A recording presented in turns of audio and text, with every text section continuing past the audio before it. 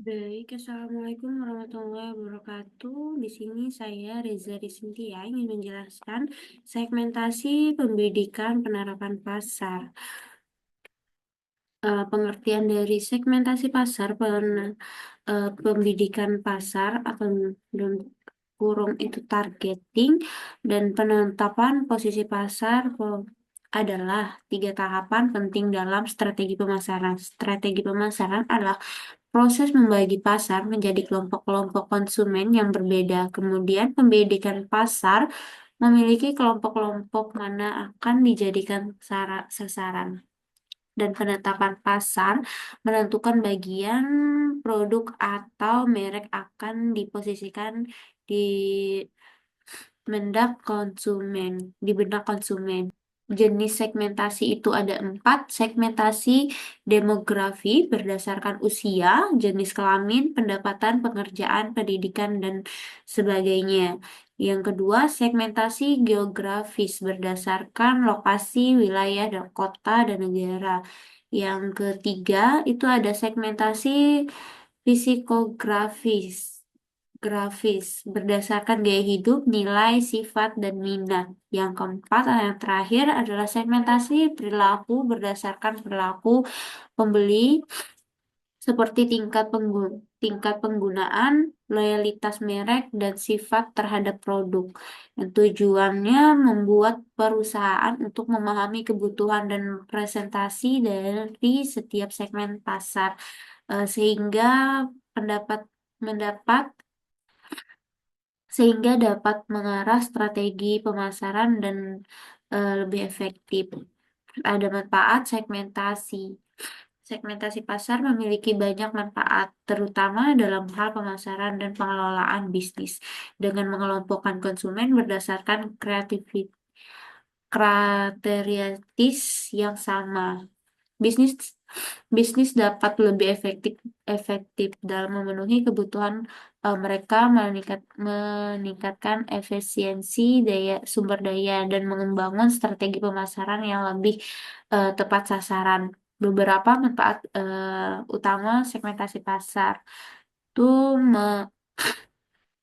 mengenali kebutuhan konsumen lebih detail, memperbaiki pengelolaan sumber daya, meningkatkan loyalitas pelanggan, membangun keunggulan kompetitif, mengidentifikasikan peluang bisnis, meningkatkan efisiensi operasional.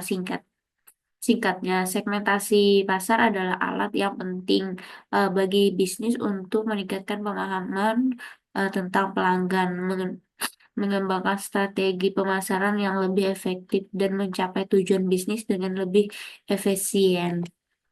Terus ada pembidikan pasar atau dalam kurun target.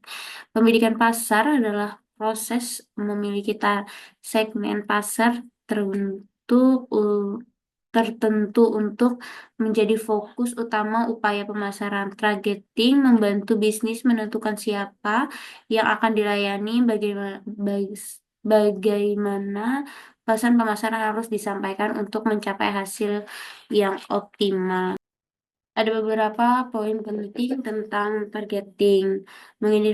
Mengidentifikasi segmen pasar, fokus pada kebutuhan khusus, efisien dan efektivitas, kualitas informasi, posisi pasar yang kuat, pesan yang lebih relevan, berbagi berbagai strategi targeting. Tujuan pendidikan pasar atau targeting adalah untuk mengidentifikasikan dan memilih strategi pasar yang paling penting, potensi, dan sesuai dengan kebutuhan dan tujuan perusahaan. Perusahaan dapat mengalokasikan sumber daya pemasaran secara efektif dan efisien, meningkatkan daya saing, seperti mencapai tujuan bisnis yang lebih sek- servis- servis- spesifik.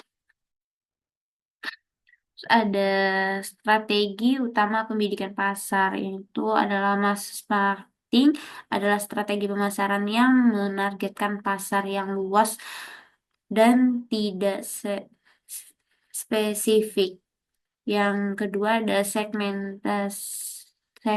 pas marketing adalah segmen strategi pemasaran yang membagi pasar menjadi kelompok-kelompok yang lebih kecil dan homogen berdasarkan kreativistik kebutuhan atau perilaku yang serupa. Ada marketing adalah strategi pemasaran yang menargetkan kelompok pelanggan yang lebih spesifik dan unik, bukan da- bukan pasar yang luas. Yang yang keempat ada marketing adalah pendekatan pemasaran yang menargetkan kelompok konsumen spesifik spesifik dalam sebuah ceruk pasar. Itu ada langkah-langkah penetapan pasar. Yang pertama itu ada identifikasi produk atau layanan tertentu secara jelas apa yang akan kamu jual dan keunikan yang dimilikinya. Yang kedua ada ke tentunya kreativitas pelanggan potensial berdasarkan produkmu buat profil pelanggan ideal yang meliputi usia, jenis kelamin, pendapatan, lokasi, minat, gaya hidup, dan masalah yang mereka hadapi. Yang ketiga itu ada analisis persaingan. Pelajari siapa kompetitormu, target pasar mereka, dan strategi pemasaran mereka. Ini akan membantu kamu mengidentifikasi celah pasar dan peluang. Yang keempat itu ada guna data dan informasi. Manfaatkan data yang tersedia, riset pasar, data pelanggan, analisis, web, dan lain-lain untuk memvalidasi pilihan target pasar dan mengukur efe- aktivitas strategi pemasaran. Selanjutnya itu tetap langkah-langkah. Yang kelima itu berkomunikasi dengan pelanggan, terlibat dalam percakapan dengan pelanggan, baik langsung ataupun media sosial untuk memahami kebutuhan, preferensi, dan perilaku mereka. Yang keenam itu ada evaluasi respon pasar. Pantau bagaimana target pasar bereaksi terhadap pesan pemasaran dan produkmu. Lakukan penyesuaian jika diperlukan. Yang terakhir itu menentukan strategi pemasaran dan brand po- positioning setelah menentukan target pasar. Kamu dapat menentukan strategi pemasaran yang tepat, misalnya strategi digital, media sosial, iklan, dan lain-lain, dan membantu posisi merek di pasar yang relevan dengan target pasar. Terus ini ada terakhir yang kesimpulan itu mengembangkan pengembangan produk yang lebih baik dengan melakukan segmentasi pasar, perusahaan dapat mengidentifikasikan kebutuhan kelompok konsumen tentunya tertentu dan mengembangkan produk yang memenuhi kebutuhan dapat mengarah pada pengembangan produk yang lebih baik dan meningkatkan kepuasan pelanggan. Sekian dari saya, Reza Risintia. Terima kasih.